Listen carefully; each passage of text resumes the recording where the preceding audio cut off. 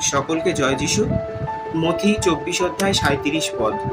নোহের সময় যা ঘটেছিল মানবপুত্রের দ্বিতীয় আগমনে ঠিক তাই ঘটিবে। এখানে মানবপুত্র বলতে আমাদের প্রভু যীশু খ্রিস্টের কথা বলা হয়েছে।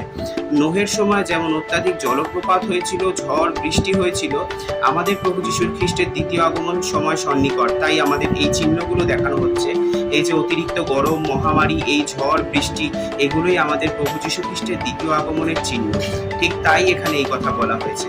আর নোহকে যেমন আমাদের প্রভু আদেশ করেছিলেন যে সে যেন জাহাজ বানিয়ে তার পুরো পরিবারকে নিয়ে এবং প্রত্যেকটা পশু পাখি এক এক জোড়া করে নিয়ে সেই জাহাজে ওঠে, তাহলে সে পরিত্রাণ পাবে, তাহলে সে উদ্ধার পাবে এবং বেঁচে থাকতে পারবে।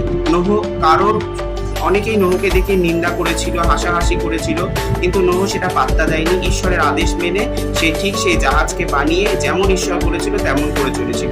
তাতে নোহ শেষ পর্যন্ত স্থির থেকেছে, সমস্ত সমস্যা তার থেকে দূরে চলে গেছে, তার পরিবার সেও বেঁচে ছিল। এভাবে আমরাও যেন ঈশ্বরের পুরো বাক্যকে বুঝে সেই বাক্যকে মেনে সমস্ত কিছুতে ঈশ্বরকে ধন্যবাদ দিয়ে প্রার্থনা করে আমাদের জীবনকে চালনা করতে পারি। তাহলেই আমাদেরও ঈশ্বর সেই মতনই আশীর্বাদ করবেন। যেমন সে নোহকে বাঁচিয়েছিলেন, আমাদেরকেও বাঁচাবেন। ঈশ্বর তার বাক্য দ্বারা প্রত্যেককে আশীর্বাদ করুক। আমেন।